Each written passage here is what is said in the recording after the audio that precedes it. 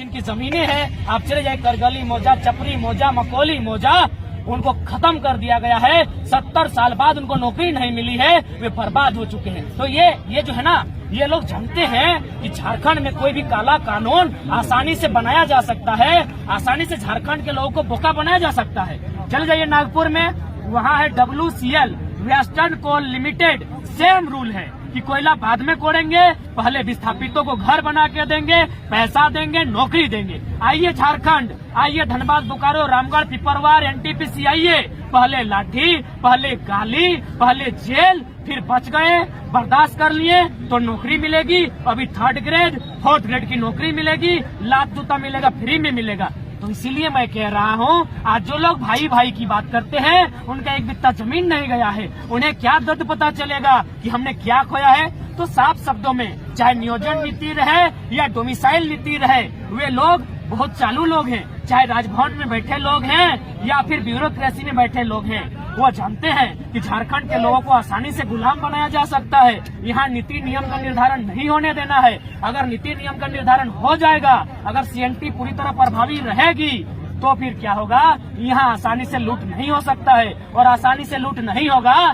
तो ये झारखंड के IAS दिल्ली में 15 करोड़ का फ्लैट नहीं लेते, 1 रुपए में अपने बीबी के नाम में देवघर में रजिस्ट्री नहीं करते, मैडम पूजा सिंघल 25 करोड़ का अवैध पैसा नहीं जमा करती। यही मेरा सोना झारखंड है, जो आज वर्तमान में लूटखंड बन चुका है। इसीलिए आज जितने भी लोग पढ़े लिखे हैं, जो राज्य को चला रहे हैं, वो मैक्सिमम अन्य राज्यों के लोग हैं। मैं भी कहता हूँ अन्य राज्य के लोग आए, जैसे हमारे लोग IAS IPS बन के जाते हैं, नेट JRF करके जाते हैं, यानी नियम से जाते हैं। लेकिन आप दरोगा बनकर आएंगे, यदि आप चपरासी बनकर आएंगे, यदि आप टीचर बन के आएंगे, तो भैया माफ कीजिएगा, हम विरोधी हैं तो विरोधी ही सही।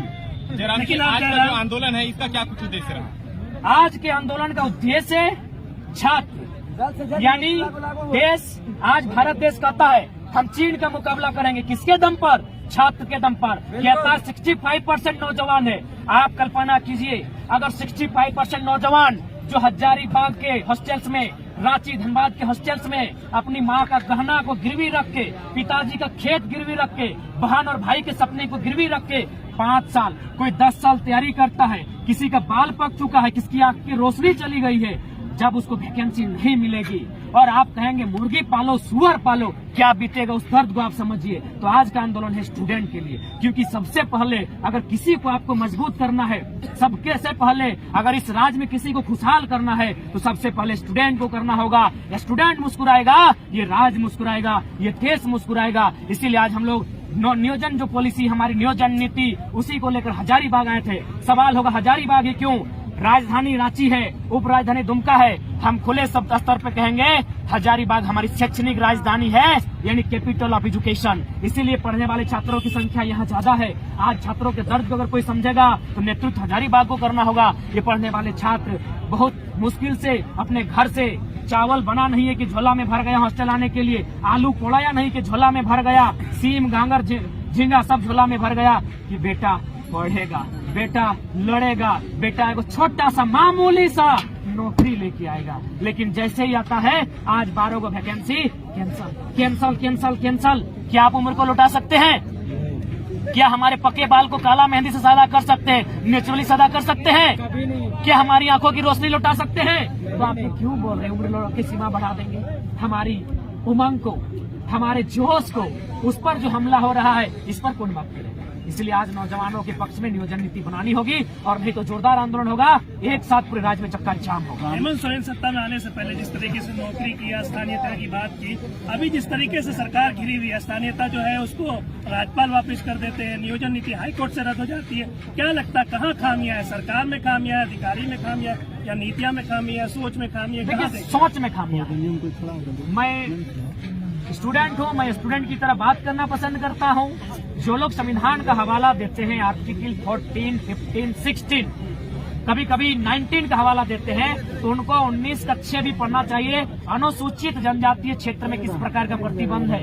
संविधान की अगर आप बात करते हैं तो आपको ये भी जानना होगा, भारतीय संविधान आर्टिकल 171 कहती है विधायक बनने के लिए कम से कम 60 का होना चाहिए राज्य में, लेकिन 371 की कुछ धाराएं हैं जो सिक्किम और अरुणाचल प्रदेश को कहती है 30 विधायक से आप काम चला सकते हैं। इसी देश का संविधान अरुणाचल प्रदेश के लिए अलग कानून की बात कहता है, झारखंड बिहार के लिए अलग कानून की बात कहता है। यानी क्यों? जैसा देश वैसा भेष, यानी जैसा राज्य वैसा नीति। तो फिर झारखंड के राज्य के लोग अगर अपने पिछड़ेपन का हवाला देते हुए अपनी आर्थिक उन्नति, अपने जो आज 22 सालों से जो हम लोग रसातल में हैं, अगर अपने पक्ष में नीति मांग रहे हैं तो कोई गलत नहीं है। दूसरी बात, ये हम नहीं, इस देश के CJI chief justice of India M Hidayatullah, उन्होंने तर्क दिया था कि राज्य अगर चाहे तो आर्टिकल 309 का हवाला लेते हुए, आर्टिकल 16(4) का हवाला लेते हुए अपने राज्यवासियों के लिए नियोजन में विशेष प्रावधान कर सकती है, और यह उसका अधिकार है, राज्य शक्ति के अंतर्गत आता है। हेमंत सोरेन तो ये बोका बोल रहे हैं कि बोका समझा हम लोग आदिवासियों को, ये बोका किसको बोल रहे हैं? देखिए, पहला बात मुझे लगता है माननीय हेमंत सोरेन सेंटीमेंट का खेल खेल रहे हैं। माननीय मुख्यमंत्री, सबसे पहला बात अपने गिरबान में खुद देखिए, जो भी उनके इर्द गिर्द शागिर्द बैठे लोग हैं, उनका आंदोलन से ना वास्ता है, न इस राज्य की मुक्ति से वास्ता है। चलिए उतनी छोड़िए, विनोद बाबू को तो बुला ही दिए, कम से कम गुरुजी को याद कीजिए और पूछिए गुरुजी जिंदा है। जो लोग उनके इर्द गिर्द शागिर्द बन के बैठे हैं, किसने आंदोलन किया है?